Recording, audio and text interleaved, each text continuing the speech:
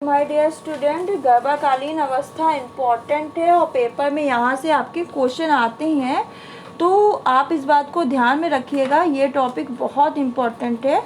अगर आपने ये टॉपिक नहीं पढ़ा है तो एक बार ज़रूर देख लीजिएगा, क्योंकि यहाँ से आपके क्वेश्चन बनते ही बनते हैं।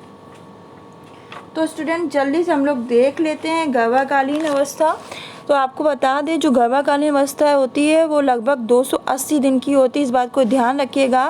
गर्भाधान से लेकर जन्म तक का समय जो होता है वो 9 माह का होता है। इस अवस्था में भ्रूण माता के गर्भ में पूर्ण शिशु में परिवर्तित हो जाता है। इस अवस्था की विशेषताएं हैं कि इस अवस्था में विकासीय परिवर्तन अन्य अवस्थाओं की अपेक्षा तीव्र होता है। सारे शरीर की रचना, अंगों का बनना इसी अवस्था में होता है। सभी परिवर्तन शारीरिक होते हैं। इस अवस्था को 3 अवस्था में बांटा गया है: बीज अवस्था, भ्रूण अवस्था और गर्भकालीन अवस्था। देख लेते हैं बीज अवस्था कौन सी है। तो गर्भाधान से 2 हफ्ते की होती है। इसमें अंडा एक कोशिका के रूप में होता है।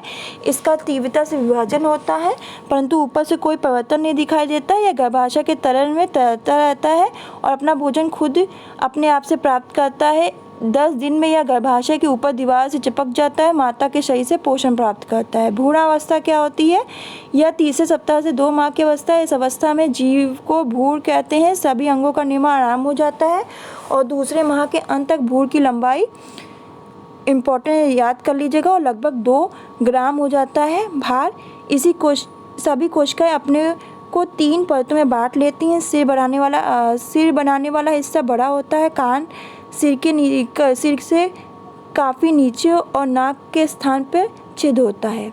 जो कान सिर के काफ़ी नीचे होता है और नाक के स्थान पर छिद्र होता है। बाहरी परत जिसे हम एक्टोडर्म कहते हैं, त्वचा, दांत, बाल, नाड़ियाँ बनाती हैं। मध्य परत को हम मेसोडर्म कहते हैं। यह मांसपेशियां व अंतर त्वचा बनाती हैं। आंतरिक परत जिसे हम एंडोडर्म कहते हैं, या फेफड़े, यकृत और पाचन तंत्र और आंतरिक अंगों का निर्माण करती है। इंपॉर्टेंट, इसको याद कर लीजिएगा।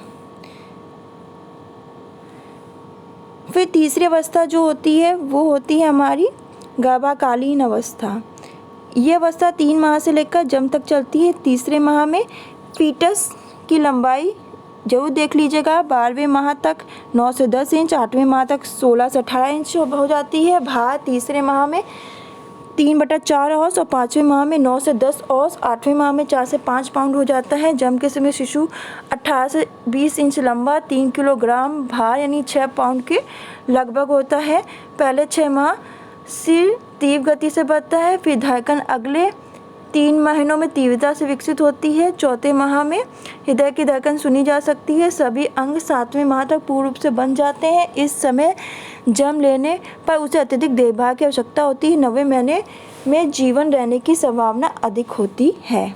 तो ये इम्पॉर्टेंट है। अगर आपने नहीं देखा तो गर्भाकालीन अवस्था जरूर देख लीजिएगा। यूपी TGT में यहाँ से क्वेश्चन आते हैं, तो ये ज़रूर देख लीजिएगा, इम्पॉर्टेंट है।